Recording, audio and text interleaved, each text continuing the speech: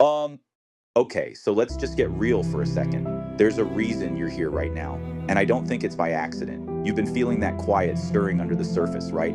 That restlessness, that little whisper that says, hey, it's time. Time to grow. Time to step into something bigger. You know what I mean? And here's the thing nobody tells you straight: growth is messy. Change doesn't show up wrapped in a bow, it shows up like spring thaw, with ice cracking, mud everywhere, roots straining against the dirt. I call it the cocoon effect. Your old self is clinging to comfort like a blanket, even when that blanket's got holes all through it. Resistance isn't evil, it's just your identity trying to keep the furniture in the same spot, even if the house is sinking. Now, let me give you a picture. A star, right, burns bright for millions of years, then collapses when it runs out of fuel. But that collapse, that's not the end, that's the beginning, because that supernova spreads the elements that form new galaxies, new planets, even new life. And that's how your resistance works. It's gravity, it's the pull of what you've been. But if you let it collapse, if you let it break, you actually seed the universe of who you're becoming. That's what I call the supernova shift. So, what do you do about it? How do you not just wrestle resistance, but outgrow it? You learn what I call cosmic trust. You don't have to know every outcome. You don't have to have the perfect 5 year plan. It's not about believing in some rigid script. It's about trusting the intelligence of the process. Like a river carving through a canyon, the water doesn't need a GPS.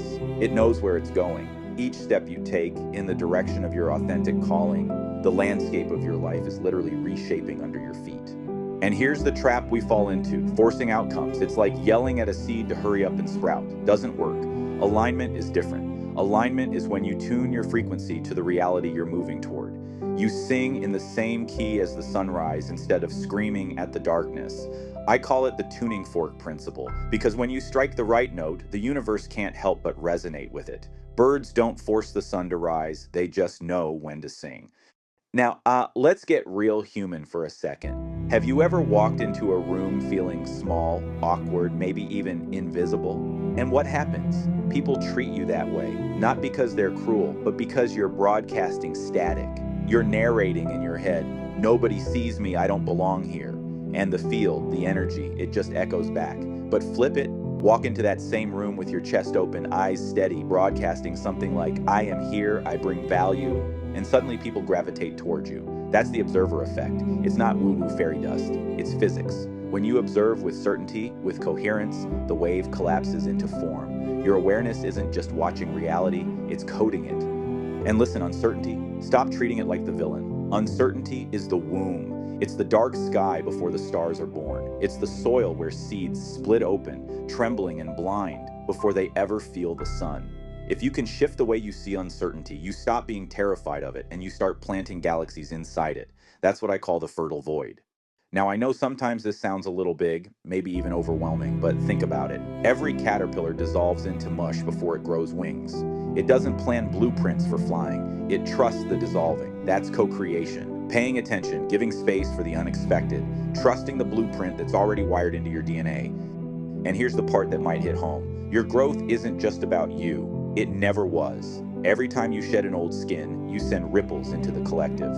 Every time you raise your frequency, it's like tuning an instrument in the human orchestra. We're in a collective awakening whether we like it or not. And your courage, it's part of the spark.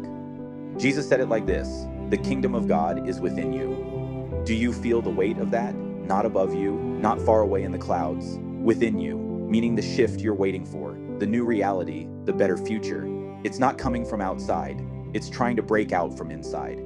So yeah, it's scary, yeah, it's uncomfortable, but the only way out is through, and you already have what you need. Grow like the trees, steady, reaching upward even after storms. Trust like the rivers, carving new paths without apology. Expand like the stars, collapsing old selves so you can ignite new worlds.